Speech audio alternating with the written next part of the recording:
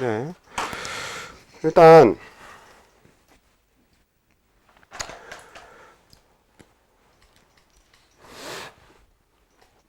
우리가 지난주에 얘기했었던 게 자극, 그러니까 자극, 뭐 흥분이라고 부르는, 그러니까 신호가 형성되는 과정을 이제 봤었습니다. 근데 기본적으로는 그냥 외부에 그 뉴런이 존재하면 이 뉴런이 외부에서 온 자극을 받았을 때 그 자극을 통해서 어떻게 신호를 만들어내는가의 측면으로 보긴 했었는데, 사실 꼭 이게 아니더라도, 외부에서 자극이 올 때가 아니더라도 항상 모든 뉴런은 분극, 탈분극, 재분극의 방식으로 작동하기는 해요. 그러니까 모든 신호는 다 활동 전이가 신호를 뜻하는 거거든.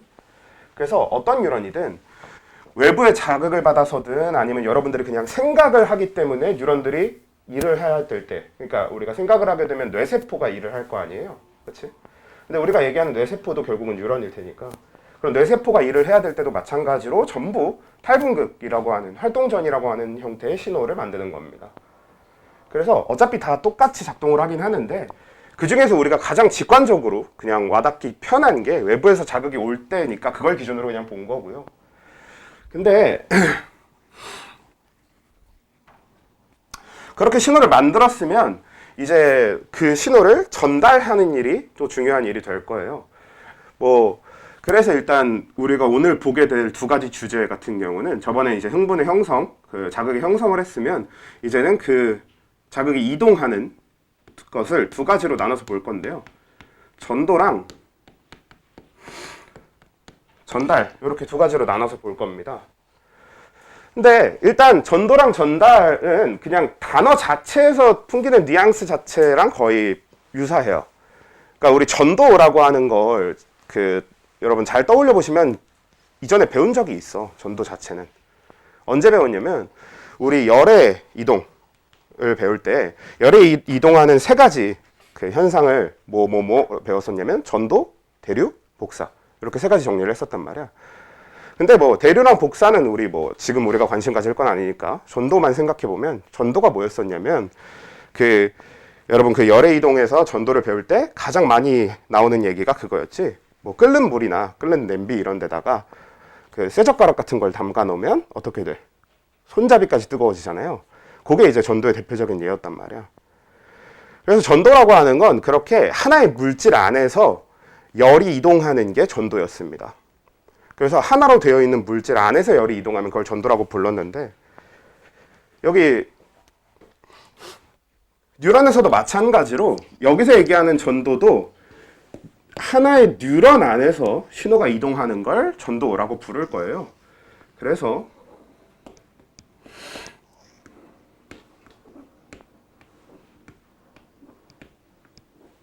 이렇게 뉴런을 갖다 놓게 되면, 만약에 뉴런의 이 부분이 외부의 자극을 받아들여서 활동 전이를 만들었다고 칩시다. 그러니까 탈분극이 일어난 거지. 그러면 이 전도 자체의 그 원리는 굉장히 간단한데, 요 부분에서, 자, 요걸 좀 옆에 다시 그려놓아 보면, 자, 요 부분에서 자극을 받아들여서 탈분극이 일어나게 되면 나트륨이 바깥에서 안쪽으로 확산돼서 들어오게 되겠죠. 그럼 내부의 나트륨 농도가 올라간단 말이야. 근데 얘는 그런데 양쪽은 아직 탈분극을 하지 않았기 때문에 양쪽은 나트륨 농도가 낮은 상태로 유지가 되거든. 그러면 여기랑 여기는 나트륨 농도가 낮은데 얘네 둘에 비해서 비교적으로 나트륨 농도가 좀 더 높은 상태가 돼버리겠지. 안으로 나트륨이 들어왔으니까. 그러면 자연스럽게 얘랑 얘네 둘 사이에, 얘와 얘 주변 사이에 농도 기울기가 형성이 됩니다. 그치? 그럼 뭐가 돼? 뭐가 일어날 수밖에 없어? 확산이 일어날 수밖에 없는 거지. 얘가 주변보다 상대적으로 나트륨이 많은 상태가 돼버렸기 때문에 나트륨의 확산이 양쪽으로 일어나게 돼요. 그러면 그냥 이 양쪽에서는 나트륨이 옆에서 확산되어 오면, 아, 얘가 지금 탈분극을 했구나. 그럼 나도 이제 탈분극을 해야겠다. 라는 식으로 전도가 일어나게 됩니다. 바로 그냥 옆에서 똑같이 탈분극이 진행이 돼요. 시작이 되는 거지. 그래서 이런 원리, 그러니까 그냥 단순한 나트륨의 확산, 그러니까 나트륨이 한 부분에 확산돼서 들어오기 시작하면 여기 나트륨의 농도가 높아지면서 양쪽으로 나트륨이 확산되게 되는 이런 현상으로 전도가 일어나다 보니까 전도는 기본적으로 방향이 양방향이에요.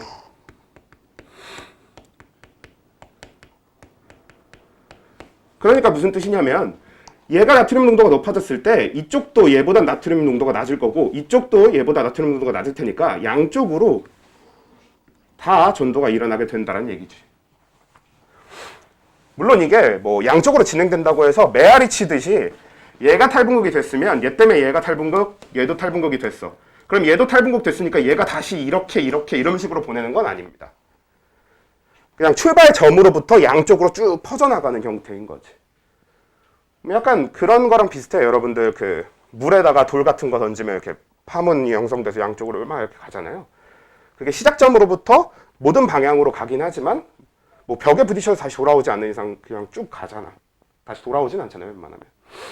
그런 것처럼 얘도 시작점에서 양쪽으로 가는 거란 뜻인 거지 그게 뭐 계속 막 메아리 치듯이 다시 돌아오고 막 이렇게 되는 건 아닙니다. 그래서 전도는 기본적으로 양방향이라는 게 중요한데 근데 이제 이 전도를 얘기할 때 요 마리집이라고 하는 애의 기능이 중요해지는데요. 이 마리집이라고 하는 건 왜 있냐면 그러니까 기본적으로 축삭돌기는 요 가운데에 들어있는 게 축삭돌기고요. 마리집은 이제 축삭돌기 주변에 있는 그냥 어떤 구조 같은 건데 이 마리집은 그냥 휴반세포라고 하는 세포예요. 그래서 마리집은 약간 어떻게 생각하시면 되냐면 롤케이크처럼 생각하시면 되거든요. 그래서 휴반세포 자체는 길쭉한 세포예요. 그러니까 세포니까 당연히 핵도 있고 이렇게 길쭉한 세포인데 얘가 롤케이크 말려 있듯이 가운데 축삭돌기를 두고 거기 이렇게 똘똘똘똘 말아 놓은 거야. 근데 그게 축삭돌기 전체를 다 말고 있는 게 아니라 군데 이렇게 말고 있는 거죠. 그래서 이게 이제 마리집이라고 하는 건데 마리집 자체, 휴반세포 자체는 세포로서의 기능을 하지 않습니다. 그러니까 세포이긴 한데 뭔가 살아서 뭔가를 하는 그런 세포는 아니야. 그냥 사실상 죽은 세포라고 봐도 돼. 그래서 원래 우리 몸에는 사실상 죽은 세포들 되게 많잖아요. 뭐 예를 들면 뭐 머리카락도 뭐 흔히 죽은 세포라고 표현을 하려면 할 수는 있고 손톱은 아예 대놓고 죽은 세포라고 표현해도 되는 애이기도 하고 그래서 여러 가지로 우리 몸에는 세포는 세포지만 그 세포로서 기능을 하지 않는 애들도 되게 많거든요. 그래서 이 휴반세포도 마찬가지로 세포는 세포인데 세포로서의 기능을 하지는 않아. 다만 되게 단순하게 이 휴반세포가 저 축삭돌기 막을 감싸고 있는 거니까 그러면 이 휴반세포가 감겨있는 데에서는 막단백질이 작동을 할 수 있어 없어? 없는 거지. 왜냐면 우리 축삭돌기의 막단백질이라고 하는 건 어떤 기능을 하는 거예요? 물질을 이동시키는 거지. 근데 그 이동시키는 길을 휴반세포가 막아버린 거잖아요. 그러니까 이 막단백질의 작동 자체가 불가능한 상태가 됩니다. 그래서 이 마리집이 있는 부분에서는 절대로 탈분극이 일어날 수 없는 상태가 돼요. 뭐 그렇다고 분극 상태가 형성되지 않는 건 아니야. 분극은 왜 되냐면 원래 우리가 분극이라고 하는 것도 나트륨 칼륨 펌프가 작동을 해야 분극을 할 수 있는 거잖아요. 근데 그거는 마리집이 없는 부분에서 열심히 펌프들이 작동을 하다 보면 이 마리집이 있는 부분들까지도 다 나트륨이 적은 상태가 되긴 합니다. 그래서 그냥 뭐라고 생각하시면 되냐면 그냥 이 휴반세포, 마리집이 있는 부분은 탈분극할 수 없는 지점들이라고 생각하시면 돼요. 탈분극이 일어날 수 없는 지점이라고 생각하시면 돼요. 그냥 딱 그렇게 생각하시면 되는데 그래서 이 마리집이 있는 부분들이 이렇게 존재하게 되면 어떤 현상을 만들게 되냐면 여기에 탈분극이 일어났을 때 그럼 얘가 나트륨이 많아지게 되면서 양쪽으로 나트륨 확산이 일어나게 되는데 이쪽 방향으로 일어나는 나트륨의 확산이 얘가 탈분극을 하지 못하기 때문에 여기를 쭉 지나쳐서 여기를 탈분극시키게 됩니다. 마찬가지로 얘가 탈분극이 일어나게 되면 또 얘가 나트륨이 많아지면서 나트륨이 이쪽 방향으로 또 이동할 거 아니에요. 그때도 이 마리집이 있는 부분을 쭉 지나쳐서 여기를 탈분극시키게 됩니다. 그 다음에도 마찬가지. 얘가 탈분극되면 나트륨이 늘어나면서 쭉 지나쳐서 여기를 탈분극시키는 거고도 얘도 마찬가지로 여기서 마리집 부분 지나쳐서 여기에 탈분극, 지나쳐서 여기에 탈분극. 이런 식으로 중간에 마리집이 있으면 그 부분이 탈분극이 일어나지 않기 때문에 그 부분을 지나쳐서 그 나트륨 확산이 일어나게 되거든. 그럼 장점이 뭐야? 빠르겠지. 이게 같은 여기서 똑같이 출발한다고 하더라도 여기서 똑같이 출발해서 끝까지 도달한다라고 했을 때 마리집이 없으면 끝까지 도달할 때 걸리는 그 해야 되는 탈분극의 횟수가 훨씬 많을 거예요. 얘가 나트륨을 확산시켜주면 요 옆에 요 구간이 또 탈분극이 돼야 될 거고, 얘가 나트륨 확산을 또 여기서 시켜주면 얘가 탈분극을 해야 될 거고, 얘가 또 탈분극을 해야 또 나트륨 확산시켜줄 테니까 얘가 또 탈분극을 해야 될 거고. 그러니까 가면서 엄청나게 여러 번의 탈분극을 거쳐야 되기 때문에 훨씬 시간이 오래 걸릴 수밖에 없다는 거지. 그래서 우리는 이 시간을 빠르게 만들어주기 위해서 이 마리집이라고 하는 게 존재하거든요. 그래서 이런 마리집이 있는 세포들을, 이 마리집이 있는 뉴런들을 마리집 뉴런이라고 불러요.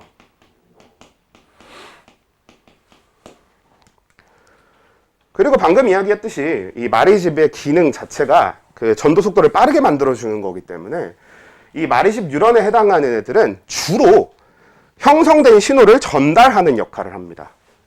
여기서 얘기하는 신호는 아까 얘기한 것처럼 외부에서 받아들인 자극이거나 혹은 명령도 신호가 되는 거거든요.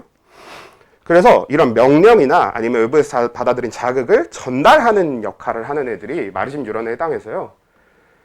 대표적으로 운동 뉴런이라고 부르는, 우리가 흔히 운동신경이라고 하는 걸 이루는 세포들이 되는 거죠. 그래서 이 운동 뉴런들을 하고요. 그 다음에 감각 뉴런, 감각신경을 이루는 뉴런들이 되는 감각 뉴런들. 얘네 두 가지 뉴런이 마리집 뉴런에 해당해요. 얘들은 전달이 주 목적이기 때문에. 그래서 운동 뉴런은 어떻게 생겼냐면 이렇게 생겼어요. 그러니까 뭐? 아까 원래 우리가 계속 그리고 있었던 저 뉴런이 운동 뉴런이에요. 얘가 이제 이것저것 설명하기 좋으니까 얘로 설명을 해왔던 거고, 그 다음에 감각 뉴런은 어떻게 생겼냐면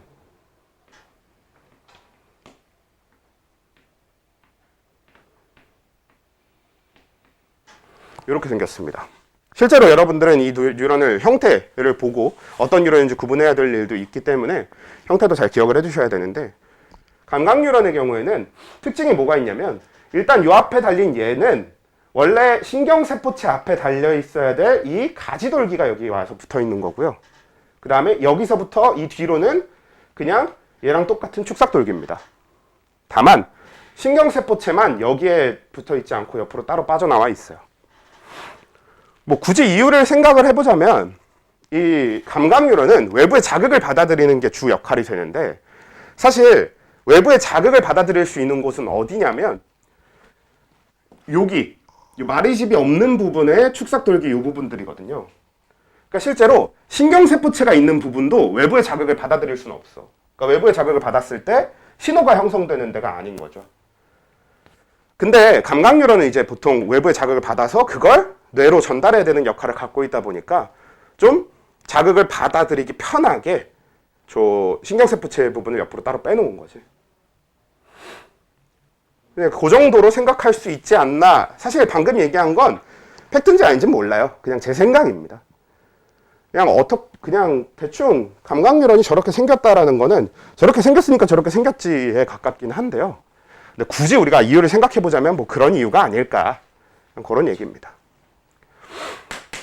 그래서 이렇게 운동 뉴런, 감각 뉴런 기억하시면 되는데,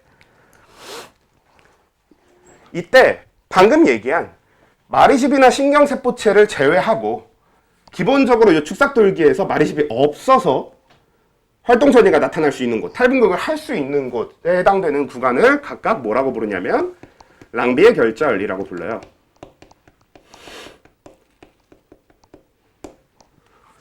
제가 수업하면서 얘기하는 것들 중에 보통 가끔 가다가 뭐 알 필요는 없고 외울 필요는 없고 이런 식으로 붙여서 얘기하는 것들이 있는데, 그렇게 얘기하지 않고 얘기하는 건 다 알아야 되는 것들입니다. 랑비의 결절도 이제 여러분들이 알아두셔야 되는 게 되는 거고. 그래서 이 마리집이 없어서, 이 축삭돌기에서, 이 마리집 뉴런의 축삭돌기에서 마리집이 없어서 탈분극이 일어날 수 있는 구간들, 그러니까 외부의 자극을 받아들여서 신호를 형성할 수 있는 구간들을 랑비의 결절이라고 하고요. 그리고 이런 식으로 일어나는 전도를 각각 마리집 부분을 건너뛰고 랑비의 결절로 전도된다 해서 건너뛰는 전도라고 부르니까 도약전도라고 부르게 됩니다. 우리가 이제 도약이라는 뜻이 이렇게 뛰는 걸 얘기하는 거잖아요. 뭐 제자리 뛰기가 도약은 아니고 보통 앞으로 뛰는 게 도약이니까. 그래서 이런 방식의 전도를 도약전도라고 부르는 거지. 그래서 마리심 뉴런은 이렇게 운동 뉴런하고 감각 뉴런 저런 게 해당되는 이 마리심 뉴런들은 이런 도약전도라는 방식을 이용하고 있다라고 기억하시면 되겠고요. 그 다음에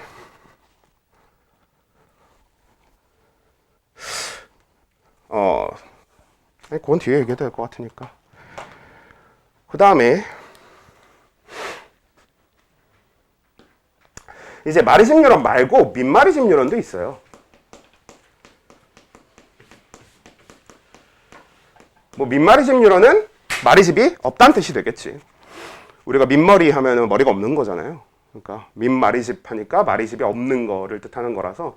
그래서 민마리심 뉴런 같은 경우에는 딱 하나. 사실 우리 몸에 있는 뉴런은 이렇게 딱 세 종류만 존재하는데, 그래서 여기 민마리심 뉴런에 해당하는 건 연합 뉴런이라고 부르는 애가 되는 거고요. 그리고 이 연합 뉴런이 그냥 우리가 흔히 얘기하는 뇌세포가 되는 겁니다.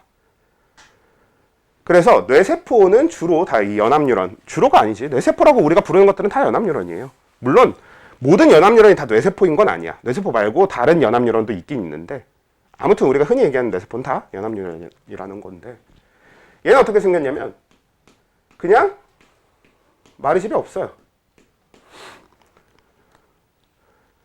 근데 다만 왜 제가 이렇게 짧게 그렸냐면, 실제로 길이 차이가 이 정도 이상으로 한참 많이 차이가 나게 되는데 연합 뉴런은 되게 짧습니다.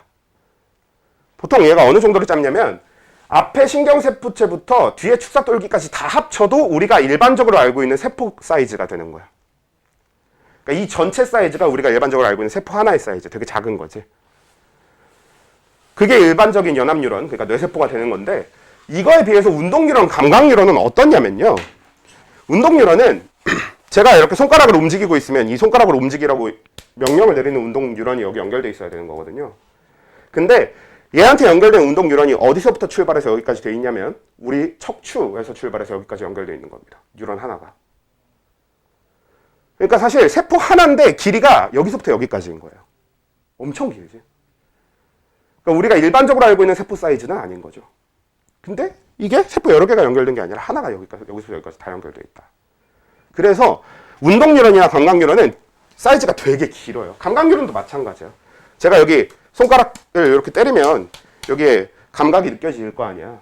그러면 감각이 느껴진다는 얘기는 여기도 마찬가지로 연결된 감각 뉴런이 있다는 뜻이거든. 그 여기 연결된 감각 뉴런도 여기서부터 척추까지 하나로 연결되어 있는 겁니다. 그래서 되게 길거든.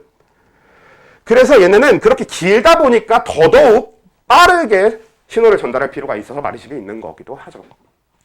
근데 그거에 비해서 뉴런은, 그 연합 뉴런 쪽은, 뇌세포 쪽은 그렇게 빠르게 전달할 필요가 없어. 왜? 세포 자체가 짧거든. 근데 우리 뇌는 그래도 연산 속도를 되게 빨리 해야 될 텐데, 그럼 연합 뉴런에 마리집이 없어서 얘가 신호 전달 속도가, 신호의 전도 속도가 얘네보다 느리게 되면, 그러면 우리 뇌의 연산 속도가 느려지는 거 아닌가요? 그럼 불리한 거 아닌가요? 그렇게 생각할 건 아닌 게, 뭐 예를 들어서 제 이름, 그래도 내 이름 석자를 적어갖고 유튜브에 올리긴 싫은데 김쌤으로 할게요.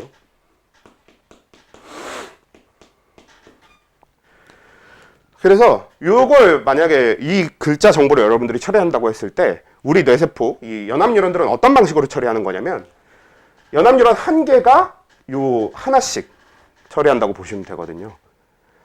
그래서 기억, 이, 미음, 요거 이렇게를 다 뉴런 하나가 처리한 다음에 그걸 동시에 합쳐. 그래서 뉴런 하나가 엄청 빠를 필요는 없어요. 어차피 우리가 필요한 만큼 동시에 병렬적으로 처리를 한다. 우리 보통 이렇게 얘기를 하는데, 하나의 정보가 들어오면 그걸 모든 세포한테 나눠서 동시에 처리를 해버리는 형태이기 때문에 뉴런 하나하나가 빠를 필요가 없는 거지. 그래서 마리집이 따로 필요하지 않습니다. 그래서 연합 뉴런은 마리집이 없는 민마리집 뉴런이면서 굉장히 짧다라는 거, 그거 정도를 기억하시면 되겠고, 그래서 전도의 측면에서는 이야기할 포인트가 딱 이 정도입니다. 전도는 양방향으로 일어나는 거고, 전도의 원리는 탈분극이 일어나면서, 활동전이를 만들기 위해서 탈분극이 일어나면서 안으로 나트륨이 들어오게 되면 양쪽으로 나트륨 확산이 일어나게 된다. 그래서 양쪽으로 나트륨 확산이 일어나게 되면 양쪽의 탈분극을 일으키게 되고, 그게 쭉 이어가는 방식인데, 그때 운동뉴런이나 감각뉴런 같은 마리집 뉴런들은 중간에 마리집이 있어서 이 부분은 쭉 지나가서 전도가 되는 도약전도를 하게 되고요. 그때 이 도약전도를 통해서 탈분극이 일어나는 데를 다 랑비의 결절이라고 부르는 거고. 그리고 연합뉴런에 해당되는 민마리집 뉴런, 그쵸? 요 연합뉴런이 해당되는 민마리집 뉴런의 경우에는 마리집이 없어. 그래서 도약전도를 하지는 않아요. 그럼 우리가 보통 얘기할 때 민마리집 뉴런에는 랑비의 결절이 있다고도 표현을 안 합니다. 그냥 마리집이 없으니까 랑비의 결절이란 표현을 할 일도 없는 거지. 그게 이제 그 민마리집 뉴런인데, 대신에 저 민마리집 뉴런에 해당하는 연합 뉴런은 되게 짧다. 엄청 짧아서 사실 마리집이 필요가 없기도 한 거죠. 그래서 이렇게 하면 전도에 대해서 필요한 얘기는 다 했고요. 그 다음은 이제 전달에 대한 이야기를 하면 되는데, 이제 하나의 뉴런 안에서 움직였으니까 그 다음 얘기해 볼 거, 전달이라고 하는 건 뉴런에서 뉴런으로 이동하는 걸 얘기합니다. 그러니까 하나의 뉴런이 쭉 끝까지 신호가 갔으면 이제 이 뉴런에서 다음 뉴런으로 이제 신호를 전달을 해줘야 될 거예요. 이게 필요한 가장 대표적인 예가 뭐가 있을 거냐면, 우리가 외부에서 자극을 받아들였으면 그 자극을 뇌로 가져가서 판단을 해야 될 거 아니야. 그러니까 뉴런 간에는 서로 자극을 전달할 수 있어야 되는 거지. 신호를 전달할 수 있어야 되는 거지. 그래서 그 신호의 전달은 어떻게 이루어지게 되냐면, 귀찮으니까 이번엔 그냥 마리집 안 그리고 대충 민마리집 3개를 연결해서 그냥 표현을 하도록 하겠습니다. 이런 식으로 뉴런이 배치되어 있다라고 했을 때, 만약에 얘한테 자극을 가해주게 되면요, 일단 여기서 출발한 자극은 전도를 통해서 양쪽 끝까지 도착을 할 거예요. 그리고 저렇게 끝까지 도착하게 되면 이 부분, 우리가 요거는 축삭돌기 일부이긴 하니까 여기도 계속 따라서 여기 탈분극이 이렇게 진행이 될 텐데, 요 축삭돌기 끝부분, 요 삼지창 부분의 제일 끝부분에 가보면 우리가 여기를 축삭돌기 말단이라고 부르는데, 요걸 이제 확대해서 보면 어떻게 생겼냐면요,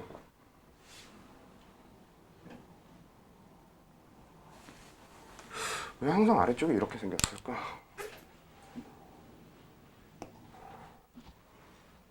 비슷한 것 같기도 하고.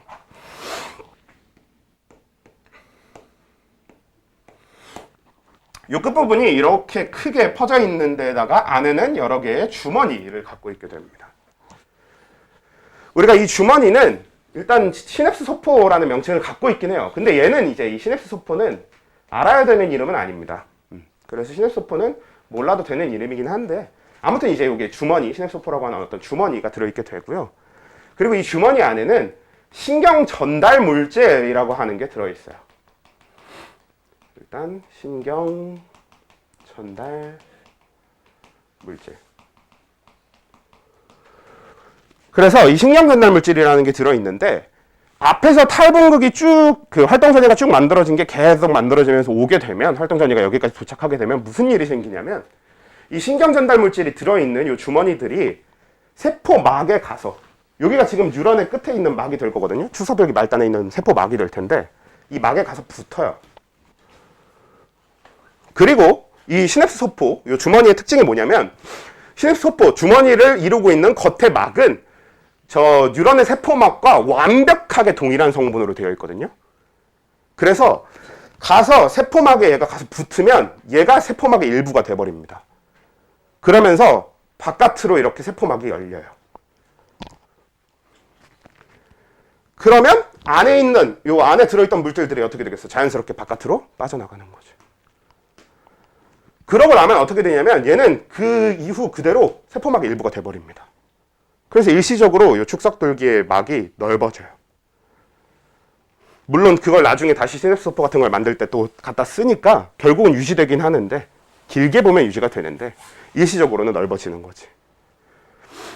그래서 이런 방식으로 여기 신경전달 물질이 바깥으로 분비되게 되거든요.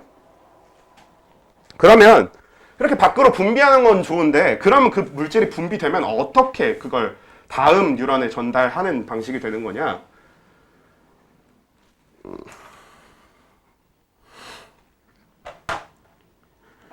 요 축사돌기 말단 뒤로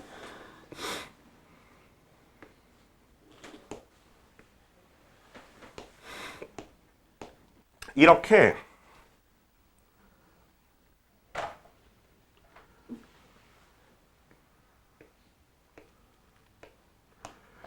이런 구조로 다음 그 세포에 가지돌기가 와 있게 되는 겁니다. 우리 아까 가지돌기라고 하는 건 요 신경세포체 앞으로 달려 있는 거, 그렇죠? 운동뉴런이나 연합뉴런에서는 다 신경세포체 앞으로 달려 있는 거고요. 감각뉴런에서는 신경세포체가 옆으로 빠져 있으니까 여기 축사돌기 앞으로 이렇게 바로 달려 있는 요거, 얘네들이 이제 가지돌기가 되는 건데, 이제 가지돌기가 여기에 이렇게 와서 붙어 있으니까, 그러면 얘가 물질을 분비하게 되면 요 사이에 공간에 이렇게 쭉 퍼지게 되는 거거든요, 신경전달 물질이.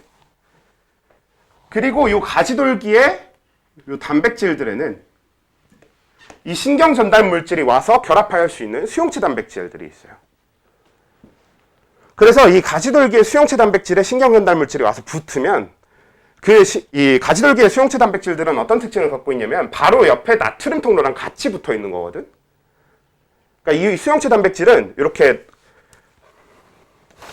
되어 있으면은 이렇게 신경전달 물질이 와서 이렇게 딱 결합할 수 있도록 이렇게 만들어져 있는 거거든요. 그럼 이렇게 있으면 옆에 바로 나트륨 통로가 이렇게 같이 달려 있는 거지. 그래서 어떻게 되는 거냐? 앞에서 신경전달 물질이 와서 얘한테 붙으면 옆에 있는 나트륨 통로가 열려요. 그러면 옆에 나트륨 통로가 열리면 밖에서 안으로 나트륨의 확산이 일어나게 되는 거지. 그럼 가지돌기가 탈분극되는 겁니다. 가지돌기는 외부의 자극을 받아들여서 탈분극할 수 없게 되어 있거든요. 대신에 이런 수단, 이런 방법으로 탈분극이 일어나도록 되어 있어요. 그러면 가지돌기가 탈분극되게 되면서 이제 뒤에 뉴런에 활동 전이가 형성되는 거지. 근데 기본적으로 지금 전달이라고 하는 게 이런 원리를 갖고 있다 보니까 한쪽은 신경전달 물질을 분비할 수 있어야 되고 한쪽은 그걸 받아들일 수 있어야 되잖아요. 그렇다 보니까 여기서 여기로의 방향은 가능한데 여기서 여기로의 방향으로는 전달이 안 되는 거죠. 그렇지? 그래서 내가 만약에 이 뉴런에다 자극을 가했다라고 하면은 양쪽 끝까지 전도는 일어날 텐데 여기서 여기로 전달되지는 않을 겁니다. 근데 여기는 요 끝에 가서 이 다음 가지돌기한테 전달해 줄 테니까 이렇게 전달은 가능한 거지. 그래서 자극의 전달은, 이 신호의 전달, 흥분의 전달은 한 방향 내지는 단방향 정도로 표현할 수 있을 것 같은데 이렇게 한 방향으로만 일어날 수 있습니다. 물론 이게 설명을 위해서 좀 최대한 단순한 구조로 그려놔서 그런 건데 실제로 뉴런은 이렇게만 생기지는 않았어요. 그러니까 어떻게 생겼을 수 있냐면 그 구조는 다 저런 방식인데 막 축사돌기가 여러 갈래로 갈라져 있기도 합니다. 막 이런 식으로. 근데 그렇다고 해서 우리가 배웠던 내용이 달라지진 않아. 어차피 전도도 우리가 배운 방식으로 일어나게 되겠고 전달도 우리가 알고 있는 방식으로 일어나게 돼. 대신에 저렇게 갈라져 있으면 어떤 특징을 갖게 되냐면 여러 뉴런한테 동시에 전달해 줄 수 있게 되는 거지. 그냥 그런 경우를 좀 볼 수 있을 겁니다. 대표적으로 수특 문제에는 저런 뉴런이 좀 나와요.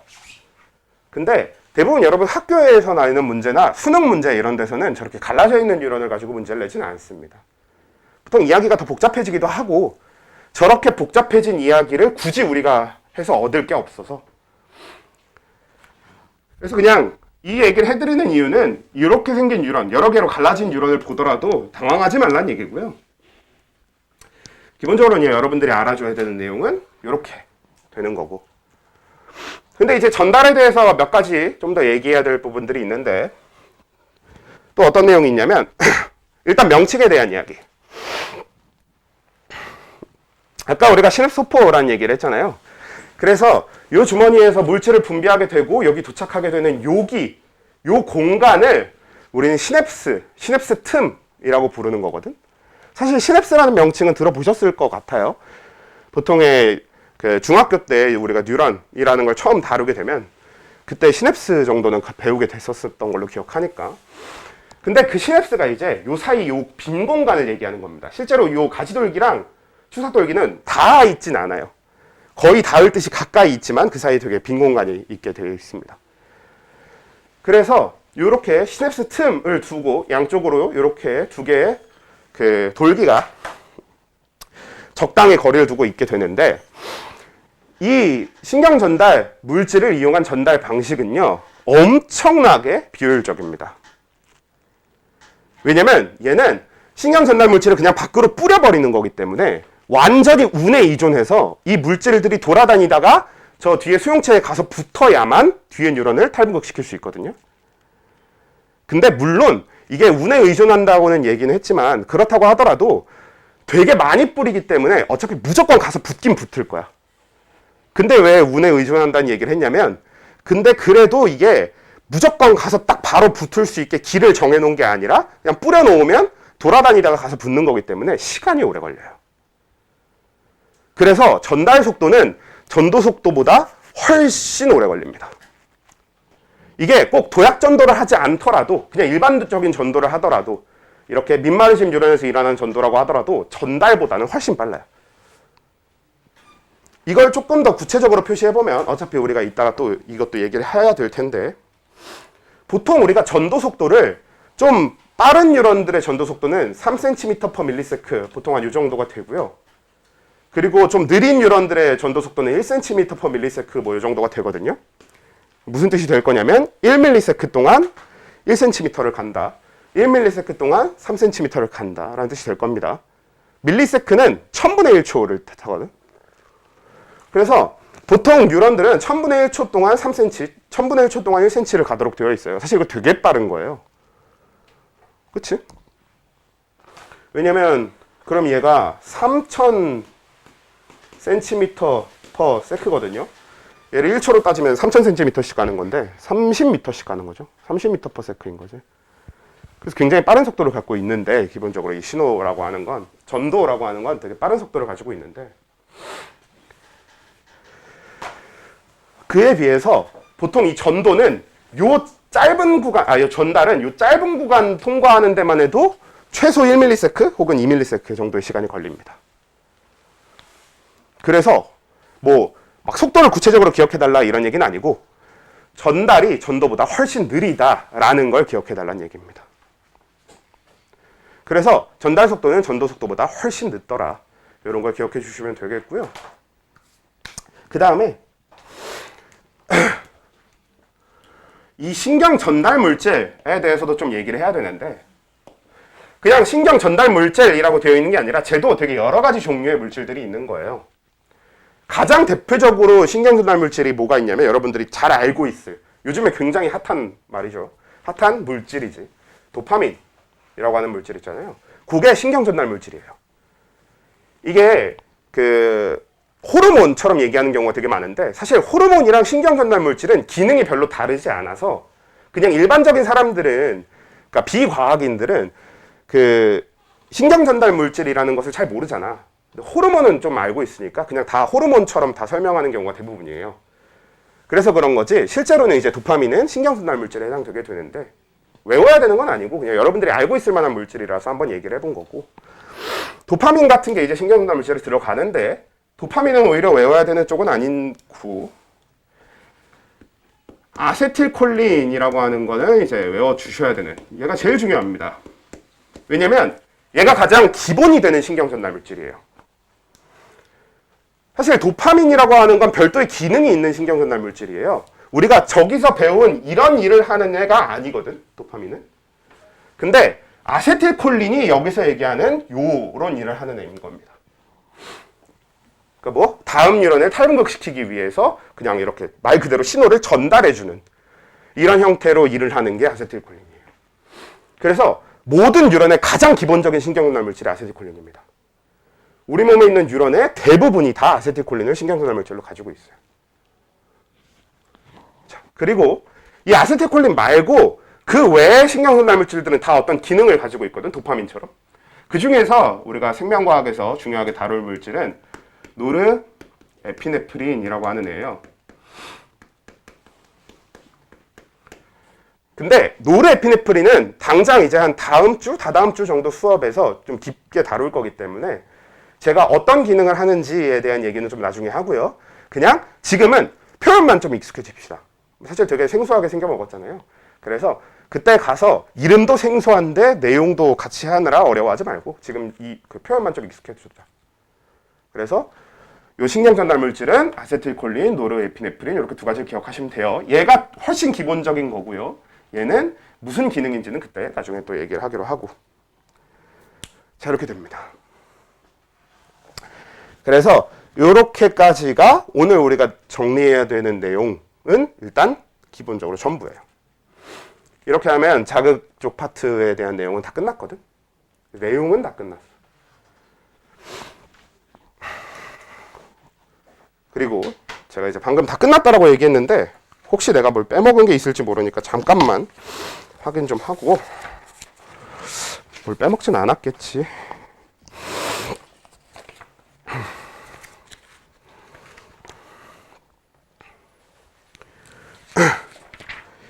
이게 같은 수업을 이제 지금 생명반이 3개니까 3번 하니까 같은 수업을 3번을 하다 보면 이 반에서 얘기한 건지 저 반에서 얘기한 건지가 헷갈리기 시작하면서 얘기했겠지 하고 얘기 안 했는데 이 반에서는 안 한 이야기고 이런 경우가 생겨.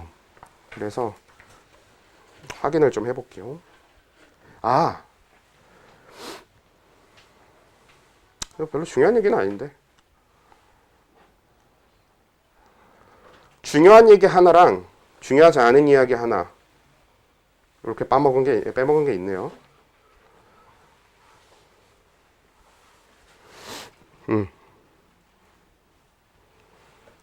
오케이. 그럼 그 얘기만 하고. 자, 중요한 이야기 빼먹은 거 하나는 뭐냐면 그냥 사실 생각해보면 당연히 여러분들이 알 수 있을 만한 내용이긴 한데 그래도 꼭 짚어드려야 되는 내용 하나. 지금 우리 이 전달 방식에 대해서 배우면서 그 신경 전달 물질이 뒤에 뉴런에 수용체 단백질에 가서 붙으면 나트륨 통로가 열리는 방식이라고 했잖아요. 그러니까 절대로 신경 전달 물질이 뒤에 뉴런 안으로 들어가는 건 아닙니다. 이것도 되게 중요해. 이게 왜 중요하냐면 사실 이게 과학적으로 중요한 내용이라서 중요하다기보다는 그냥 니들 낚으려고 문제에서 많이 쓰기 때문에 중요한 거예요. 낚이지 말자. 막 그림에서는 뭐가 막 안으로 들어가는 것처럼 그려놓긴 해. 그리고 일부러 그림에서는 헷갈리게 그 안으로 들어가는 물질이 여기서 분비된 것처럼 그려놓거든요. 근데 사실 자세히 보면 물질이 두 가지입니다. 앞에서 분비된 건 신경전달 물질일 거고 들어가고 있는 건 나트륨이겠지. 그래서 신경전달 물질이 뒤에 뉴런으로 들어가는 건 절대 아닙니다. 들어가는 건 나트륨인 거고 그 나트륨이 들어가게 나트륨 통로를 열기 위해 옆에 가서 붙어 있는 게 이제 그 신경전달 물질인 거지. 그렇게 헷갈리지 말아야 된다라는 거랑 두 번째로 이제 요런 방식의 요 물질 그 분비 방식 있잖아요. 요게 여기에서만 쓰이는 게 아니라 사실 우리 몸에서는 꽤 흔한 물질 분비 방식이거든요. 그래서 요거를 세포의 배출이라고 해요. 근데 이 세포의 배출 자체는 생투 내용입니다. 사실 이 물질의 이동에 대한 원리 전반은 다 생투에서 가르치는 거라서 우리가 생원에서 깊게 다룰 만한 내용은 아니긴 한데요. 근데 그래도 간혹 가다가 몇몇 학교들은 세포의 배출을 표현 정도는 가르친다거나 아니면 그냥 세포의 배출을 알아야 되는 것처럼 가르치는 경우가 조금씩 있어서 그래도 한번 언급은 해드리고 지나가야 될 것 같아서 이렇게 해놨고요. 제 프린트 그 교재에 있는 내용을 보시면 거기에 세포의 배출하고 양쪽으로 이렇게 별표를 해놨어. 그게 별표를 해놓은 이유가 중요해서 별표를 해놓은 게 아니라 교육과정 외의 내용이긴 한데 그래도 혹시 몰라서 집어넣어 놓은 거. 그래서 그렇게 표시를 해놓은 겁니다. 네, 그러면 전도 전달 내용 끝.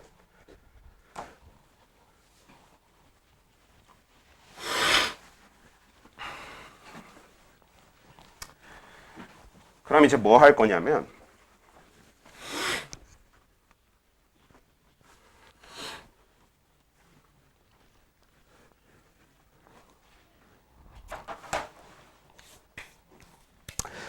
오늘 아까 드린 시험지를 기준으로 보셔도 되고요. 아니면 지난주에 받았던 그 빈 종이, 공지, 그러니까 그 빈칸 종이 그걸로 보셔도 상관없는데 뒤에 문제에 있던 거 있잖아요.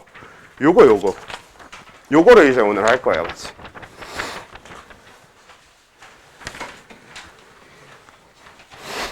자, 자극의 전달이라고 하는 주제는 지난번에도 이제 말씀드렸던 것 같긴 한데, 브리핑할 때.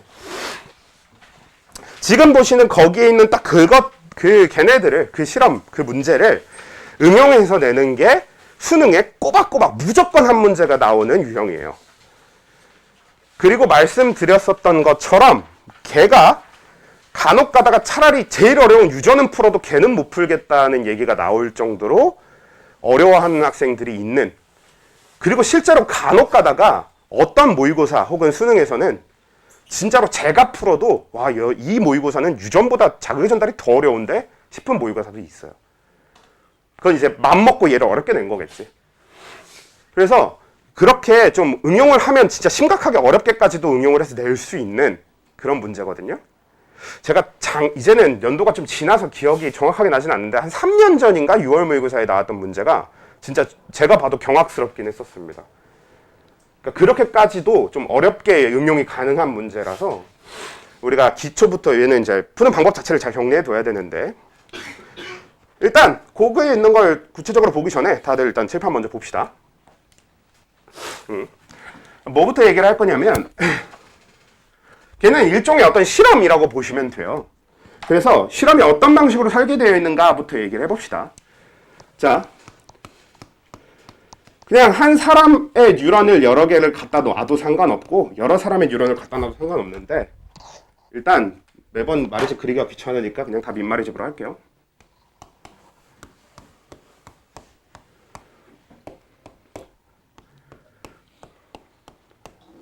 이렇게 해서 민마리집 뉴런 3개를 한 사람한테서 뭐 꺼냈다고 생각하셔도 돼요. 그래서 뉴런 A, B, C 이렇게 꺼내와. 근데 이게 한 사람한테서 뉴런 3개를 꺼내와도 이 뉴런은 서로 전도되는 속도가 다를 수 있거든요. 왜 이게 전도되는 속도가 다를 수 있냐면 이 신호 자극의 전도 속도는 뉴런의 두께에 영향을 받습니다. 되게 단순한 얘기인데, 자, 여러분들이 달려가는 길이라고 생각해봐. 그때 길의 폭이 좁을수록 더 빨리 달릴 수 있어요? 넓을수록 더 빨리 달릴 수 있어요? 그렇죠. 넓을수록 더 빨리 달리기 좋겠지. 그렇잖아. 좁은 길을 빨리 달리기는 어렵단 말이에요. 그렇지? 특히나 물질이 여러 개가 이동할 때는 길이 넓어야 더 편하게 이동할 수 있을 테니까. 그래서 이 뉴런의 폭, 그러니까 결국 이 축삭돌기의 두께가 두꺼울수록 더 전도 속도가 빨라집니다. 요것도 이제 사이드로 하나 기억해 두셔야 되는 내용이긴 하고, 그래서 얘네들이 뭐 두께 차이가 어떻다 이런 얘기는 뭐 안 하더라도 그래서 속도 차이가 날 수 있는데, A 뉴런의 전도 속도를 1cm/ms라고 생각하고 B 뉴런의 전도 속도를 2cm/ms라고 하고 C 뉴런의 전도 속도를 3cm/ms라고 해봅시다. 그래서 우린 뭘 할 거냐면, 자, 여기 P라고 하는 지점에다 다 동시에 자극을 가해주는 거야. 외부에서 자극을 가해주는 거죠. 그래서 이 3개의 뉴런에 다 P라고 하는, 그러니까 똑같은 지점이라고 보시면 되겠죠. 이 똑같은 지점에다가 다 동시에 자극을 가해줄 건데, 그러고 나서 뭐 할 거냐면 이 P로부터 2cm 떨어진 D1 지점과 이 P로부터 4cm, 즉 여기 D1에서 또 2cm 떨어진 D2 지점과 또 요 D2에서 2cm 떨어진 D3 지점, 이 3개의 지점에서 전위를 측정할 겁니다. 실험은 이런 방식으로 설계가 되어 있는 거야. 실제로 전위 측정 가능한 거 우리가 지난주에 얘기했었잖아요. 전압계 꽂아놓으면 진짜 전위가 실제로 측정이 된단 말이야. 그래서 그거 측정을 할 건데, 어떻게 측정을 할 거냐면 내가 자극을 가한 다음에 일정 시간 후에 다 동시에 측정할 겁니다. 그러니까 약간 그대로 멈춰라는 잘 안 되겠지만, 약간 일정 시간 후에 딱 스톱 해놓고 전위를 측정한다고 생각하시면 돼요. 물론 실제로는 실시간으로 확인을 하면서 하는 거긴 한데, 결국 우리가 문제를 풀 때 문제가 동영상으로 되어 있을 수는 없으니까 실시간으로 문제를 낼 수는 없잖아. 그래서 어떤 일정 특정 시간에 얘를 측정하도록 할 겁니다. 보통 걔는 문제에서 어떤 문구로 되어 있는 거냐면 거기에 적혀 있는 것처럼 A 지점에 자극을 가한 뒤 5ms가 지났을 때 이런 방식으로 주어지게 돼요. 그리고 우리는 요거를 중간고사, 얘가 이제 여러분 중간고사에서 가장 어려운 문제의 유형이 될 거거든요. 그러니까 우리는 앞으로 이 문제 연습을 계속 해야 될 텐데, 제가 이 문제를 설명할 때마다 지금 여기에 나온 저런 5ms처럼 주어지는 걸 뭐라고 표시할 거냐면, 이건 우리끼리 약속이야. 실제로 쓰는 표현이 아니라서 우리끼리 약속인데 총시간이라고 표현할 겁니다. 보통 이 총시간은 문제에서 주어지는 시간인 거고, 이 실험에서 우리가 자극을 가한 뒤에 일정 시간 뒤에 그 측정을 하겠다라고 하면 그 일정 시간을 총시간으로 두자는 거죠. 그래서 뭐 총시간이 5ms 뭐 이런 식으로 주어져 있으면, 그럼 이 총시간은 어떤 방식으로 각 지점들한테 사용되게 될 거냐면, D1이라고 하는 A 뉴런의 D1이라고 하는 지점은 총 주어진 시간이 5ms라고 하더라도 D1이 자극을 5ms 동안 진행할 수 있지는, 형성할 수 있지는 않아요. 왜냐면 우리가 D1에다 자극을 가해준 게 아니니까 어떤 시간이 필요해? P에서부터 D1까지 오는데 시간을 써야 되지.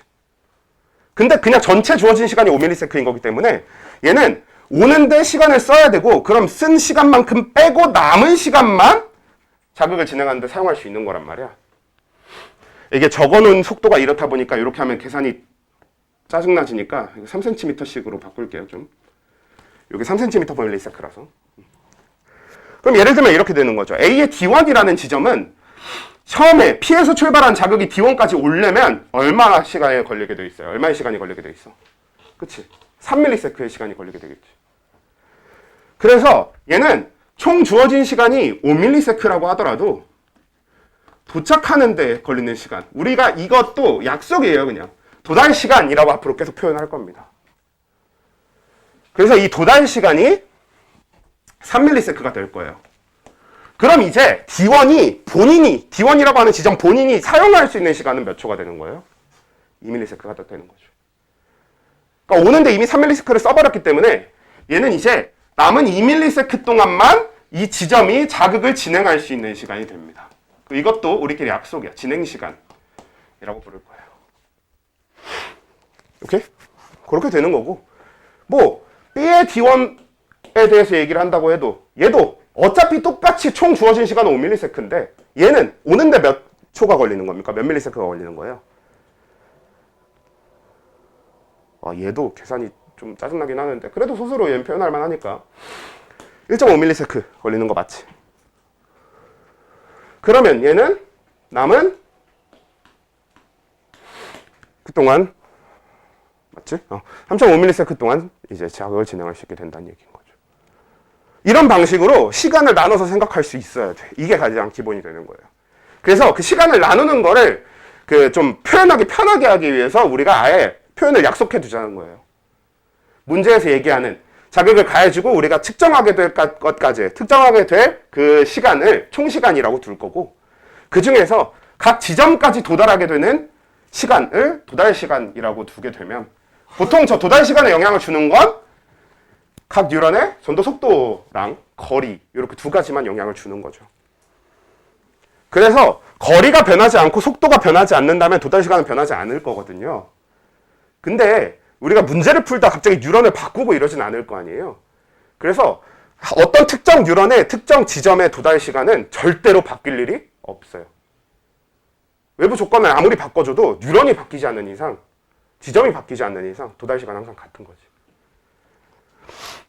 그리고 뭐 C의 D1 지점은 뭐 총 5ms 중에서 도달 시간이 1ms일 테니까 그러면 4ms 동안 자극을 진행할 수 있는 거고, D2도 마찬가지로 이런 식으로 다 계산해서 생각해 볼 수 있다는 얘기인 거죠.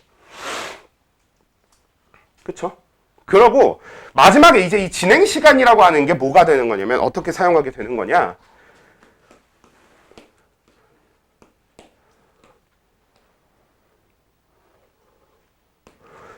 이게 아무리 뉴런이 서로 다른 전도 속도를 가졌다고 하더라도 대부분 우리 몸에 있는 뉴런들은 아무리 그래도 신호의 형성 자체는 동일한 그래프를 공유하거든요.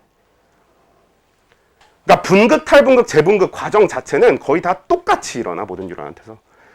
그래서 우리가 이 뉴런이 자극을 받았을 때, 어떤 뉴런이 됐든 다 자극을 받았을 때, 자극을 받은 지 0초일 때부터 출발했을 때 뭐 1초일 때 보통 이건 이제 문제마다 다르게 주어지긴 할 텐데 그냥 제가 한번 줘보면 1초일 때 1ms일 때 마이너스 60mV를 띄다가 2ms일 때는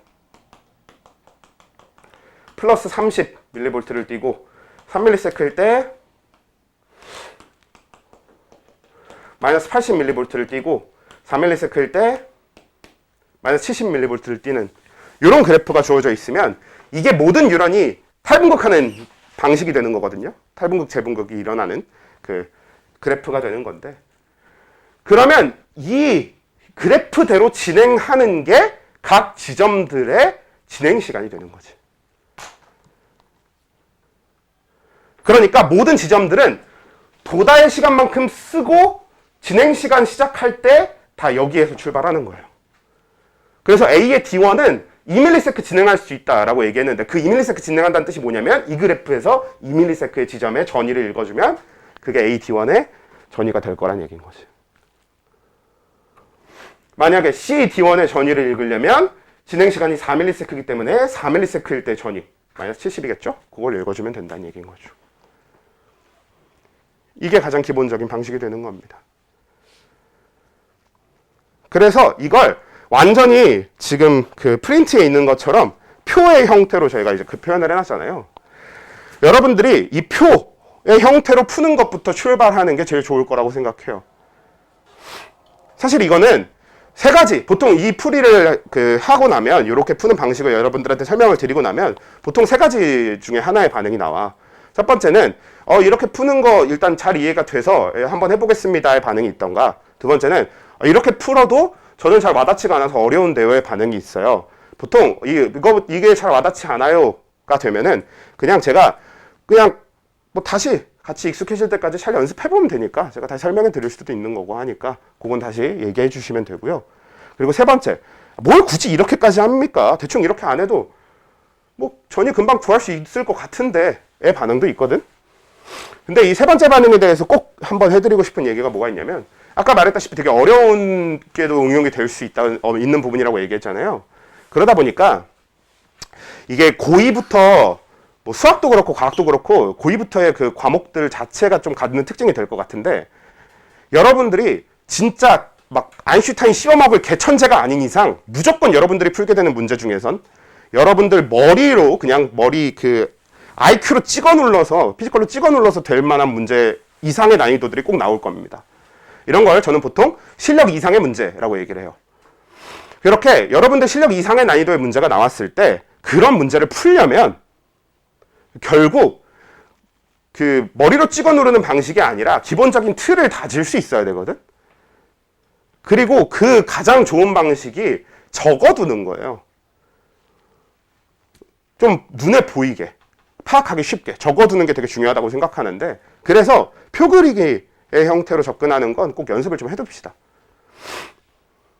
그래서 지금부터 이제 시간을 좀 드릴 테니까 거기 있는 표를 한번 채워보시죠. 꽤 남았기 때문에 이 정도 시간 들여보고 같이 좀 해봅시다. 일단 C를 제외한 나머지 4개부터 설명을 할 거예요. 왜냐면 걔들은 간단하니까. 그래서 해봅시다. 자, A의 A, B, C는 굉장히 빠르게 해결이 될 것 같아요. 문제에서 자극을 가한 뒤 5ms가 지났을 때라고 했기 때문에 어차피 총 시간은 전부 다 5가 될 겁니다. 자, 근데 A 뉴런의 전도 속도가 1cm/ms라고 했으니까, 근데 A 지점은 어때? A 뉴런의 A 지점은 시작점이기 때문에 전도 속도가 도달 시간이 0인 거죠. 그리고 B 지점은 2의 도달 시간을 가질 거고 C 지점은 6의 도달 시간을 가질 겁니다. 그러면 각 지점이 자극을 진행할 수 있는 진행 시간은 어떻게 될 거냐면 5, 3, 0, 마이너스 1 이렇게 둘 필요 없어요. 0. 그냥 도착하지 않았다는 뜻이니까. 그래서 이렇게 될 테니까, 그럼 마지막에 이 진행 시간을 토대로 전위를 그래프에서 찾아주시면 되는데, 우리가 A, B, C, E 이 4개는 가를 가지고 하라고 했으니까, 그러면 가를 토대로 생각해 봤을 때 얘는 5ms면 그래프에서 안 보이긴 해도 몇일 거야? 마이너스 70일 겁니다. 왜? 이미 그래프상에서 4ms일 때 마이너스 70. 재분극이 끝나서 분극이 됐거든요. 그럼 거기서 1ms가 더 지났다는 뜻이니까 그냥 분극 상태를 그대로 유지하고 있겠지. 그래서 마이너스 70이 되는 거고요. 그 다음에 3ms의 진행 시간에서는 그냥 그래프 그대로 읽어주면 되죠. 마이너스 80mV. 그러니까 과분극하고 있은 그 시점이 될 거고. 얘는 자극 진행 시간이 0이기 때문에 자극이 도착하지 않았다는 뜻인 거고, 그럼 얘도 마찬가지로 분극 상태, 휴지 지연이 마이너스 70이 될 겁니다. 자, B도 A, B, C 해보면 똑같이 총 시간은 555로 시작을 할 거고요. 그리고 얘는 B가 전도 속도가 2cm/ms이기 때문에 도달 시간이 0, 1, 3이 될 거예요. 그렇죠? 그러면 각 지점이 자극을 진행할 수 있는 시간이 이번엔 5ms, 4ms, 2ms가 될 겁니다. 그럼 마찬가지로 뭐 하면 돼? 이제 우린 진행 시간을 토대로 그래프에서 읽어주기만 하면 되는 거니까 5ms인 얘는 마이너스 70의 전위를 띄게 될 거고요. 그 다음에 4ms인 얘는 똑같이 마이너스 70mV를 띄네요. 그리고 2ms인 얘는 플러스 30을 띄는 거고. 그 다음에 D를 먼저 좀 해볼게요. D 같은 경우에는 A, B, C 해놓고 5, 5, 5에다가 D는 전도 속도가 B와 똑같기 때문에 얘는 어차피 도달 시간은 똑같이 나올 겁니다. 계산해보면 되는 거죠. 그래서 얘가 각 지점이 진행할 수 있는 진행 시간도 똑같이 나오긴 할 텐데, 대신에 얘는 그래프 나를 읽어줘야 되지. 우리가 문제 조건 2에서 뉴런 D는 나의 그래프에 따라 자극이 진행된다라고 했기 때문에 요대로 그래프를 읽어주면 되는 건 맞는데 나에서 읽어주시면 됩니다. 그래서 얘는 마이너스 70, 얘도 마이너스 70. 얘는 2ms에서 나 그래프상에서 보면 마이너스 80이죠. 자, 그 다음에 이제 E를 봐야 되는데, E는 A, B, C 중에서 일단 총 시간은 다 5이긴 한데요. 일단 A 지점은 자극을 가해준데 똑같으니까 도달 시간이 0이 될 거고, 그럼 진행 시간 5니까 전위가 마이너스 70이 나올 거예요. 그리고 B하고 C는 적을 게 없습니다. 왜? 굳이 적자면 마이너스 70 이렇게 적을 수 있겠지. 왜? 자극이 가지 않거든요.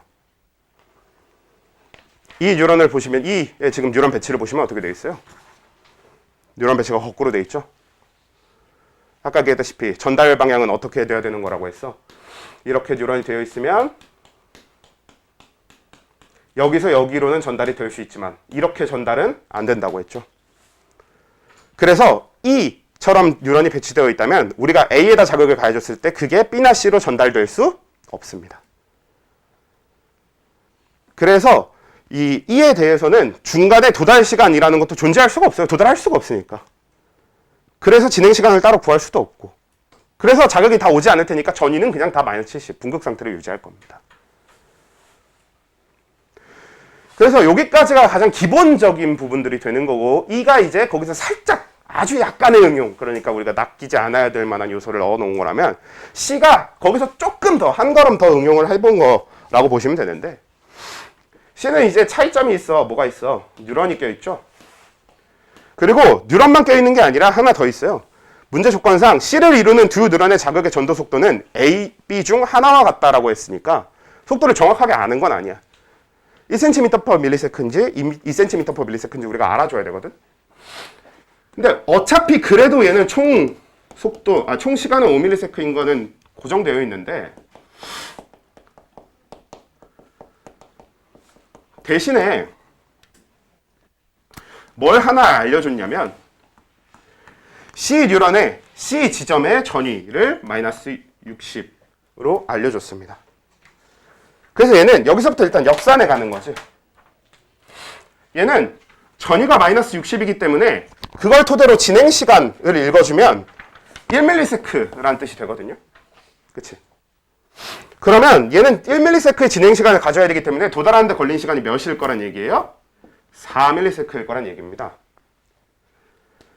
자, 그러면 일단 C의 전도 속도는 뭐여야 되냐면 2cm/ms여야만 해요. 왜? 1cm/ms의 속도로는 C까지 가는데 4초만 걸릴 수가 없죠. 6cm 떨어져 있잖아. 그러니까 이미 6초 혹은 그 이상이 걸려야 되는 게 C 지점이란 말이에요. 그래서 1cm/ms는 어차피 4초 안에 도착을 못해. 근데 2cm/ms일 때 원래 3초에 도착을 해야 되는 건데 왜 4초에 도착했겠어? 중간에 뭐가 있으니까. 시냅스가 있으니까. 시냅스는 딱 이런 방식으로 처리해 주는 거 말고는 방법이 없습니다. 시냅스 자체를 지날 때의 속도나 시간을 우리가 측정하거나 구해 둘 수는 없어요. 그래서 대충 우리는 어떻게 정도는 구해둘 수 있냐면 시냅스 통과하느라 걸린 시간이 몇 초일 것이다? 1ms겠죠. 그 정도로는 구해둘 수 있어요. 왜? 시냅스가 없었으면 3초에 도착했어야 되는 건데 시냅스가 있으니까 4초에 도착했네. 그럼 얘는 시냅스 통과할 때 1초가 걸렸구나. 이 정도로 그냥 따로 구해둘 수 있는 거지. 그 정도로만 구해둘 수 있는 거고요. 근데 A하고 B 쪽은 어차피 시냅스랑 상관이 없으니까 그냥 2cm/ms의 속도를 이용해서 그대로 구해주시면 됩니다. 얘는 도달 시간이 0이 나올 거고 얘는 1이 나올 테니까 진행 시간이 5, 4 나와서 전위는 어차피 마이너스 70, 마이너스 70 이렇게 나올 건데 이렇게 될 거란 얘기죠. 그래서 중간에 시냅스가 껴있으면 이런 방식으로 사용하면 돼.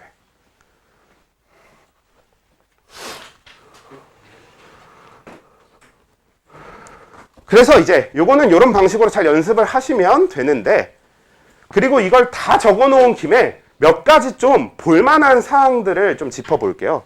첫 번째로 모든 문제에서 그래서 굉장히 중요하게 작용하는 것 중에 하나가 뭐가 있냐면 우리가 뉴런을 여러 개 놓고 지금 이 문제처럼 다 동일한 한 지점에다 자극을 줄 수도 있거든? 근데 문제가 어려워지면 어떻게 되냐면 서로 다른 지점에다 자극을 주기도 하고요. 아니면 서로 다 같은 지점에다 자극을 주긴 했는데 그 지점이 어딘지 안 알려주기도 하고요. 아니면 서로 다른 지점에다 자극을 줬는데 그거 어딘지 안 알려주기도 해요. 대신에 그럴 때는 표의 전위를 좀 채워놓는 거지. 그런 방식으로 문제가 이제 응용되고 어려워지는 거거든. 그랬을 때 여러분들이 그걸 사용하려면 그때 우리가 미리 좀 기억해 두는 거. 어차피 여러분들이 이제 순차적으로 실력을 늘려가면서 연습을 해나가야 볼 수 있을 텐데 일단 그러기 전에 우리가 한 가지 좀 봐둘 만한 게 있는데 그게 뭐냐면 자극을 가해준 지점은 서로 다른 뉴런이라고 하더라도 그리고 서로 다른 전도 속도를 갖고 있다고 하더라도 자극을 가해준 지점의 전위는 서로 다 똑같을 수밖에 없습니다. 왜? 속도가 다르면 원래 뭐가 달라? 도달 시간이 다르게 나오겠지. 근데 자극을 가해준 지점의 도달 시간은 항상 뭐예요? 0이에요. 그렇기 때문에 총 시간만 같으면 진행 시간이 다 똑같이 나옵니다. 무조건. 그러니까 A, B, C, D, E 여러 개의 뉴런을 갖다 놨어. 이 문제처럼 막 시냅스 이런 것도 없어. 그냥 A, B, C, D, E 5개의 뉴런만 있어. 그리고 얘네들이 서로 다 속도가 달라. 1cm/ms, 2cm/ms, 3, 4, 5 이렇게 다 달라. 근데 서로 다 다른 지점에다 자극을 줬다는 거야. 그런데 그 자극을 가해준 지점이 어딘지 안 알려줬어. 그럴 때 여러분들이 자극을 가해준 지점을 찾는 방법이 뭐냐면 표에 주어진 전위 중에서 5개의 뉴런이 다 똑같은 전위를 갖는 지점을 찾으면 되는 거지. 그럼 거기가 자극을 가해준 점일 거라는 거죠. 왜? 자극을 가해준 점은 전부 서로 전위가 똑같아야 돼. 전도 속도 영향을 받지 않아. 라는 거. 그게 일단 한 가지 우리가 짚어둘 만한 게 될 겁니다. 그 외에는 어차피 여러분들이 이제 연습해가면서 늘려가야 되는 내용들에 가깝고 기본적으로 우리가 딱 이걸 보고 잡아둘 만한 건 그거. 오케이? 요거는 이제 당장에 이번 주에 이제 완자 숙제부터 내드리기 시작해가지고 좀 같이 계속 문제를 풀 수 있도록 해볼 거예요. 그러면서 점점 연습을 해봅시다. 자, 그렇게 되면 자극의 전달이라고 하는 흥분의 형성, 흥분의 전도, 전달 이쪽 내용은 다 끝났고 우리는 곧 바로 다음 내용으로 넘어갈 거예요. 오늘 이제 그 다음 내용인 근육에 대한 내용을 반만 정리하고 끝낼 겁니다. 나머지 반은 다음 주에 할 건데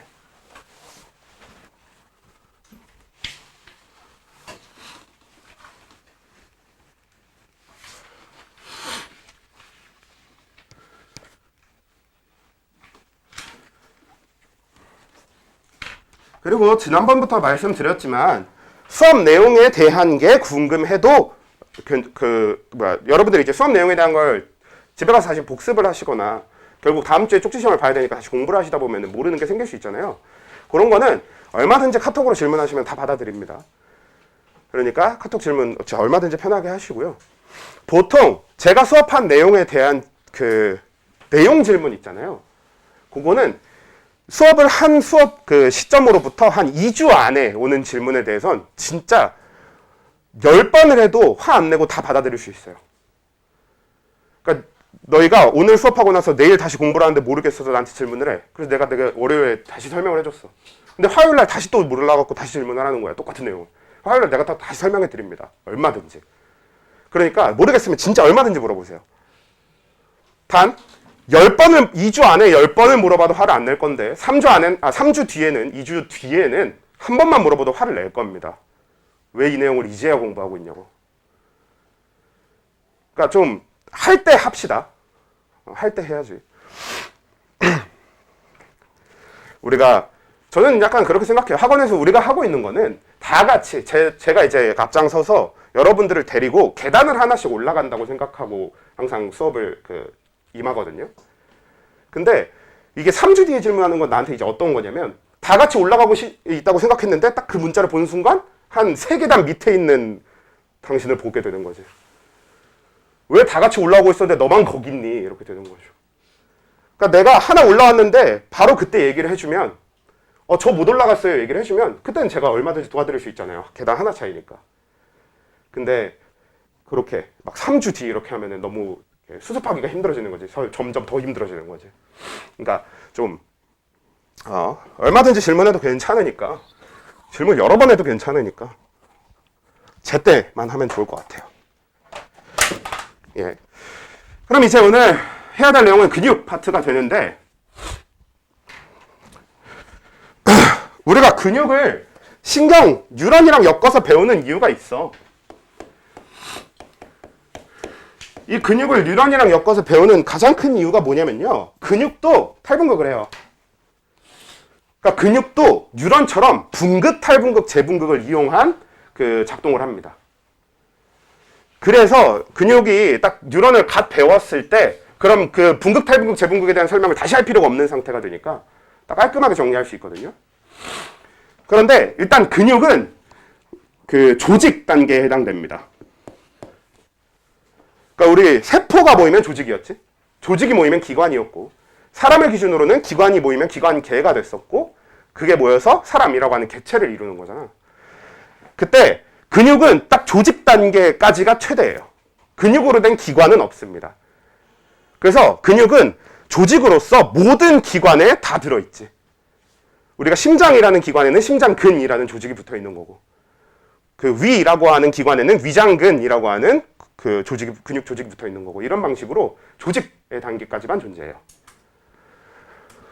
그 중에서 우리가 제일 흔하게 사용하게 되는 가장 흔하게 얘기하는 근육이 골격근인데 골격근은 말 그대로 뼈에 붙어 있는 근육이거든요. 근데 골격근은 사실상 뭐랑 같은 말이냐면 수의근이라는 거랑 똑같은 말입니다. 근데 수의근이 무슨 뜻이냐면 수의근은 내 의지대로 되는 근육, 이 수의근이에요. 그러니까 여러분들이 생각해서 움직일 수 있는 근육은 다 수의근이에요. 그리고 그건 다 골격근입니다. 반대로 우리 의지대로 움직이지 않는 근육들이 있고 그걸 우린 불수의근이라고 부르거든요. 불수의근은 골격근이 아닌 다른 근육, 주로 내장근 같은 것들. 아까 얘기한 심장근, 위장근 이런 거 있잖아요. 얘네들은 여러분 의지대로 되는 거예요? 아닌 거예요? 아니잖아. 지금 심장 멈추게 할 수 있어? 안 되지. 그런 것들은 불수의근이라고 부르는데 일단 우리가 골격근을 기준으로 그냥 봤을 때 그러니까 우리 여기 팔에 이렇게 골격근이 들어있으면 얘를 이렇게 단면을 뚝 잘라서 보면요. 안에가 어떻게 생겼냐면 안에가 이렇게 근육이 있으면 안에 여러 개의 좀 항공포증 생길 수도 있을 것 같긴 한데 이런 방식으로 안에 여러 개의 파이프들을 이렇게 묶어놓은 형태입니다. 내가 이제 근육은 길쭉하게 연결이 되어 있는 거니까 얘는 단면을 봤으니까 이렇게 생겼지만 그러니까 이렇게 생긴 둥글둥글한 파이프들이 여러 개가 한 번에 이렇게 묶여 있는 형태인 거지. 그게 이제 근육의 단면이 되는 건데, 이 중에서 요 하나의 파이프를 꺼내서 요 파이프 하나가 이름이 뭐냐면 근육 섬유 다발이에요. 근데 이 근육 섬유 다발 안에도 자세히 보면 다시 또 엄청 여러 개의 파이프 묶음입니다. 그래서 이것도 꺼내 보면 다 별도의 명칭이 있는데 그 명칭은 근육 섬유예요. 근육 섬유 다발이라는 것 자체가 우리 꽃다발 하면 꽃이 여러 개 있으면 꽃다발이잖아요. 그것처럼 근육 섬유 다발, 근육 섬유가 여러 개 묶여 있어서 근육 섬유 다발인 건데, 그때 요 근육 섬유까지가 오늘 우리가 할 내용이긴 한데, 그래도 구성은 끝까지 얘기해 보면 이 근육 섬유 안에 들어있는 진짜 섬유들이 있어요. 걔들은 근육 원섬유라고 부르는데, 진짜 섬유들이라는 건 무슨 뜻이냐면 말 그대로 실입니다. 실. 그러니까 우리가 섬유라고 하면 보통 옷을 이루는 이런 게 섬유잖아요. 그래서 진짜 실처럼 되어 있는 게 근육 원섬유라고 하는 섬유예요. 물론 진짜 실인 건 아니고 단백질로 된 실인 거지. 우리가 흔히 근육이 단백질로 되어 있는 건 우리가 다 알고 있는 사실이잖아요. 근데 그 단백질로 된 근육이 저 근육 원섬유가 단백질로 되어 있기 때문에 보통 그렇게 얘기를 하는 겁니다. 네, 오늘은 이제 근육 원섬유는 다음 주에 수업할 내용이고, 그냥 이게 있다만 얘기할 거고요. 우리가 오늘 얘기할 주제는 이 근육 섬유 쪽인데, 이 근육 섬유 단계가 중요한 이유가 얘가 근육의 세포 단계예요. 그래서 저 뒤에 있는 근육 원섬유라고 하는 실은 세포 안에 들어있는 겁니다. 그래서 저 근육 섬유가 세포 단계가 되는데, 그러니까 조직이면 세포가 모여서 조직인 거니까 세포 단계가 있어야 되잖아요. 그래서 저 근육 섬유라는 명칭을 가지고 있는 건데, 이 근육 섬유라는 세포는 이렇게 세포가 쭉 연결되어 있어요.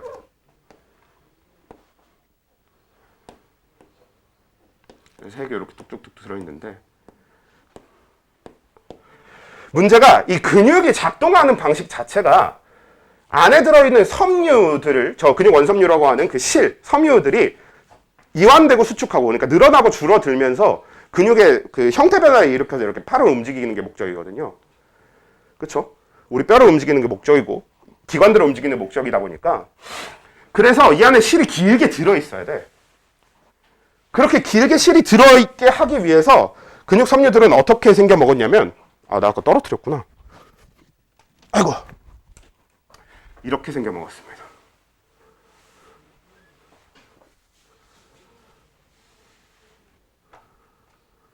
그러니까 뭐야? 실이 쭉 길게 들어있을 수 있게 중간에 이 세포와 세포 사이를 구분하는 세포막이 없어요. 그럼 사실상 어떻게 보여? 하나의 길쭉한 세포 안에 핵이 여러 개 들어있는 것처럼 보이지. 그래서 실제로는 저건 우린 하나의 세포라고 얘기해야 되는 게 맞거든요. 세포와 세포 사이 구분이 없으니까. 그래서 우린 이 근육 섬유, 근육 세포를 다핵성 세포, 다핵세포라고 부릅니다. 말 그대로 핵이 여러 개 들어있는 세포인 거지. 그래서 우리가 세포 하나를 관찰했을 때 핵을 여러 개 볼 수 있는 경우가 딱 두 개가 있는데, 첫 번째가 아까 얘기했던 마리집 뉴런. 걔네들은 실제로 세포가 여러 개인 거긴 하거든, 사실. 왜냐면 뉴런의 신경세포체에 있는 핵 하나 관찰할 수 있죠. 그리고 마리집마다 슈반세포 때문에 핵을 하나씩 다 관찰할 수 있단 말이야. 근데 걔네들이 살아있지 않으니까 그냥 나는 분명히 세포 하나, 뉴런 하나를 관찰했는데 핵이 여러 개 보이더라 정도의 표현인 거라면, 얘는 진짜 핵이 여러 개인 거지. 얘는 진짜 세포 하나 안에 핵이 여러 개 들어있는 건데, 그래서 그게 중요한 포인트가 되고요. 이렇게 핵이 여러 개 있다라는 게. 다음 두 번째로, 이 다핵성 세포인 이 근육 섬유가 요 세포막에 나트륨 통로, 칼륨 통로, 나트륨 칼륨 펌프를 갖고 있는 겁니다. 그래서 분극, 탈분극, 재분극을 할 수 있어요. 다만 뉴런과의 차이가 있다면 얘는 외부의 자극을 받아들여서 탈분극이 일어나는 게 아니에요. 언제 어떻게 탈분극이 되도록 되어 있냐면, 뉴런 얘와 연결된 뉴런이 얘한테 아세틸콜린을 분비했을 때 그때 얘가 그 아세틸콜린을 받아들이면 그 아세틸콜린이 수용체에 와서 결합을 하면 탈분극이 되도록 되어 있는 거죠. 그러니까 일종의 가지돌기처럼 되어 있는 거죠. 그래서 이렇게 근육이 탈분극을 하게 되면 이렇게 아세틸콜린에 의해서 탈분극이 되면 무슨 일을 하냐? 이렇게 근육 섬유가 탈분극이 일어나면, 즉 활동 전이가 나타나면 그때 뭐 하냐? 수축을 합니다. 그 수축이 일어나요. 그래서 왜 우리 지난주에 뉴런 설명하면서 요 얘기 했었잖아. 이거 심장박동 측정하는 이게 그 탈분극 측정하는 거라고 했었잖아요. 그게 심장 근육의 탈분극을 측정하는 겁니다. 그래서 심장 근육이 이거 한 번 낼 때마다 심장 근육이 한 번씩 수축하는 거야. 그래서 여기서 수축했다가 이완하고, 여기 수축했다가 이완하고, 여기 수축했다가 이완하고, 이렇게. 그러면서 심장이 뛰는 거지. 그걸 측정하는 거거든요. 그래서 이 근육은 이렇게 탈분극, 활동전이가 나타나면 수축을 했다가 활동전이가 끝나면 이완을 합니다. 그리고 근육은 수축할 때 반드시 ATP를 소모해요. 반대로 이완할 땐 ATP를 소모하지 않습니다. 그러니까 우리가 근육이 작동한다, 동작한다라고 하는 건 수축할 때를 얘기하는 거고, 그러니까 탈분극을 하는 걸 얘기하는 거고, 근육 섬유가 탈분극 활동 전이를 나타냈을 때는 수축한다는 뜻이고, 그 수축을 할 때는 ATP를 쓴다는 얘기입니다. 그러니까 이완은 동작이 아니에요. 쉬는 거야, 말 그대로. 작동하던 수축을 멈추는 거지, 그냥. 그래서 ATP 소모를 멈추는 겁니다. 그게 근육 섬유의 작동이에요. 그래서 우리가 흔히 팔을 굽힐 때는 에너지가 필요하겠죠. 근데 팔을 필 때는 에너지가 필요해요. 그래도 ATP가 필요합니다. 왜? 이것도 되게 중요한 포인트 중에 하나인데, 우리가 팔을 굽힐 때는 어때? 우리가 흔히 이두라고 부르죠. 안쪽, 여기 팔 위쪽 근육이 수축이 일어나야 됩니다. 그래서 얘는 ATP를 써. 근데 얘를 필 때는 얘는 이완하는 게 맞거든? 근데 바깥쪽 근육이 수축해야 되죠. 우리가 흔히 이제 삼두라고 부르는 바깥쪽 근육이 수축을 해야 되기 때문에 얘가 수축을 하면서 얘가 ATP를 씁니다. 그래서 어느 근육이 수축을 하면서 ATP를 사용하느냐에 따라서 움직이는 거야. 그래서 흔히 되게 착각하기 쉬운 것 중에 하나가 팔을 굽힐 땐 그럼 에너지를 쓰고 팔 때는 안 쓰냐. 그건 아니에요. 굽힐 땐 여기서 에너지를 쓰는 거고 필 땐 여기서 에너지를 쓰는 거지. 근육은 어디가 수축하고 어디가 이완하고가 다 따로따로기 때문에. 오케이? 이러면 근육 섬유에 대한 이야기가 끝이고 오늘 우리가 수업하고자 하는 내용도 여기까지입니다. 아이고.